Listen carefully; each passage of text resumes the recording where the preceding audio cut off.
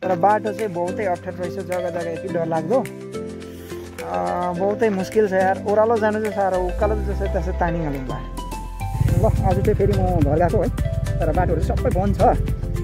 यो नयाँ दुधैदेखि अलिकति बेता पानी घाटा निस्केर कुन चाहिँ जग्गा बाटो छ अरे है, त्यहाँबाट जानु चाहिँ मैले आज जाने भनेर विचार गरेको छु। हेरौँ, म चिन्दिनँ कहिले त्यो बाटो, अपडेट गरौँ ल है। त्यहाँबाट दुधै आइपुग्यो है, दुधैको पल्लो सबैको ब्रिजमा गएको थिएँ, तर त्यहाँको चाहिँ अहिलेसम्म खोलिएको छैन रहेछ है, बनेको छैन रहेछ। त्यो चाहिँ पानीघाटा साइड भएर जाने रोड रहेछ, यता जानुपर्ने हो म अब, यताबाट आएको म चाहिँ है। यो रोड चाहिँ अब पानीघाटा भएर जाने रहेछ, यो चाहिँ दुधैको भ्यू हो। त्यो तल देख्दै गरेको चाहिँ दुधैको भ्यू रहेछ है, म चाहिँ जानुपर्ने हो यताबाट।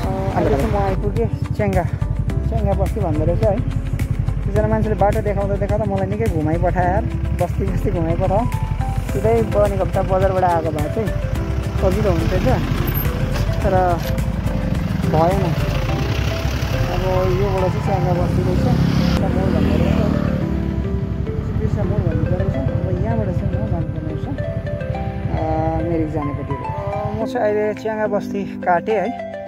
धेरैजना अगर यो बाटो आउँदैछ भने चाहिँ धेरै सोधेर आउनु होला, किनभने धेरै उकालो जाने र ओह्रालो जाने बाटो रहेछ, धेरै कन्फ्युज हुँदो रहेछ है। तर बाटो पनि रहेछ है, निकै अप्ठ्यारो बाटोहरू रहेछ है। रोडहरू यस्तो अवस्थामा रहेछ, कतिवटा चाहिँ अलिकति विचार गरेर आउनु होला। र बाटोमा चाहिँ कन्फ्युज लाग्यो सोधिहाल्नु होला, किनभने उकालो जाने र ओह्रालो जाने बाटो चाहिँ बहुत। म यहाँ आइपुगेँ मेन रोड है। यो पोस्टर लगाउँदै गरेको मैले देखेको हिजो यहाँको साथीहरूले है, लगाउँदै गरेको राम्रो गरिदियो, यस्तो गरिदिनु हेल्प हुन्छ है हामी जस्तो नचिन्ने मान्छेहरूलाई। अब चाहिँ यस्तो रोड थियो यहाँसम्म चाहिँ है, एकदमै खराब रास्ता रहेछ, साह्रो परेर जिउ डल्लै थर्कियो हो। अब चाहिँ मेन रोड भेट्यो, यहाँबाट चाहिँ मेन रोड रहेछ, अब उकालो जानुपर्ने रहेछ। सो अब बाटो है कस्तो छ, यहाँबाट माथि मिरिकको मुनि निक्लिन्छ भन्दै चाहिँ हेरौँ कहाँनिर निक्लिन्छ है। जग्गा चाहिँ मजाको जङ्गल रहेछ है, एरिया चाहिँ मजाको रहेछ, मजाको रहेछ जङ्गल चाहिँ एरिया, सुनसान है, मजाको खाली स्पेस। अब जानुपर्ने चाहिँ यो उकालो।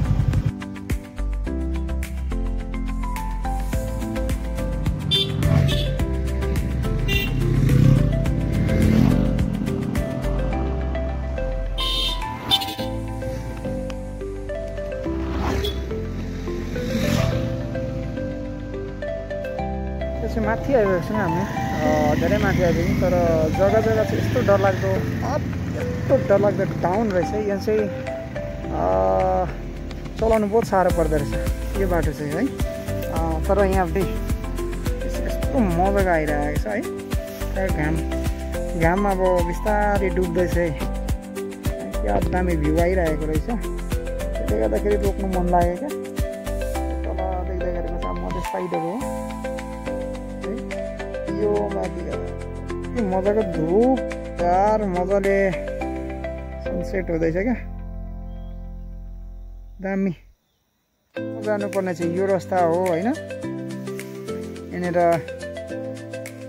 मजाले सनसेट हुँदै रहेछ र मैले टक्क रोकेँ है।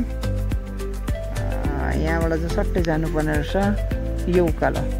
अहिले प्रायः सबै मिरिकको होइन पोखराबुङ गाडीहरू सबै यताबाट चल्दो रहेछ, तर साह्रै अप साह्रै डाउन। यो भ्यू चाहिँ एकदमै दामी लाग्यो क्या, दामी।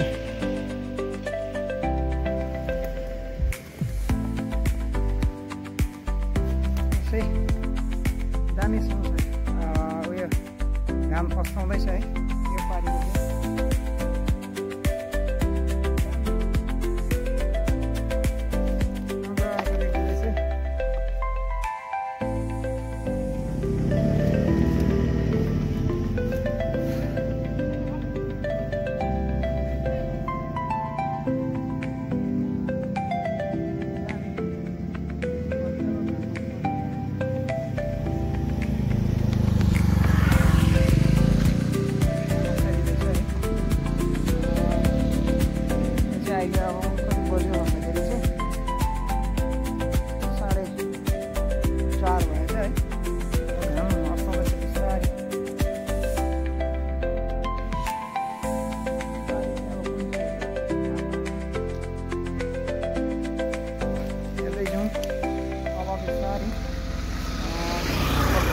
लागौँ होला है मजा आइरहेको छ दामी भ्यू तलनिर लुइचीहरू पनि बाँच्दो रहेछ है अब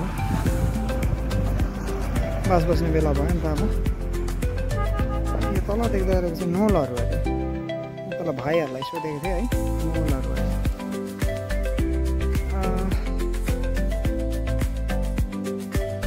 यो चाहिँ फिलहाल म अहिले आइपुगेँ नोलदेखि अलिकति माथि रहेछ है मजाको भ्यू छ यो तलतिर हेर्दाखेरि है कोही बेला त आफूसँग पनि खिचौँ न है कति सिन मात्रै खिच्नु है कोही बेला आफूलाई पनि खिचौँ है यहाँबाट फेरि टक्क पढेँ तलनिर के नोलहरू आउँदो रहेछ नोल भन्दै थियो यहाँ तल भाइहरूलाई सोधेको कुन चाहिँ गाउँ भन्दाखेरि चाहिँ नोलहरू अरे भन्दै थियो र म चाहिँ अब माथि आइपुग्यो है अब भेट्नु आँट्यो माथि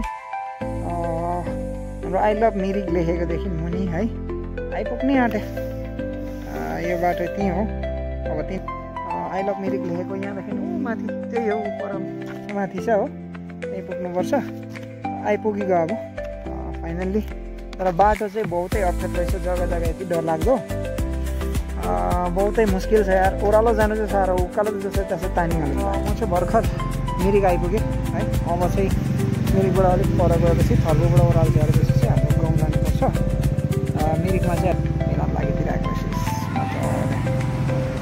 है मिरिक झिल तीबाट हल्का लागिदिइरहेको रहेछ है यतातिर चाहिँ अब घरमा गएर म पनि सजाउनु पर्यो घर अब जानु साह्रो पर्ने चाहिँ साइड मेरो यो हो ल बल्ल सजिसक्यो घर हत्तु भयो सजाएकोले अब चाहिँ पुरा सजिसक्यो घर अब चाहिँ पूजा स्टार्ट हुन्छ खै पासा जलेको आफै स्टार्ट भयो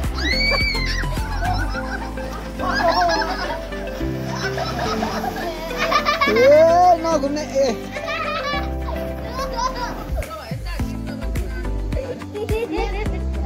खुट्टामा पाइरहेको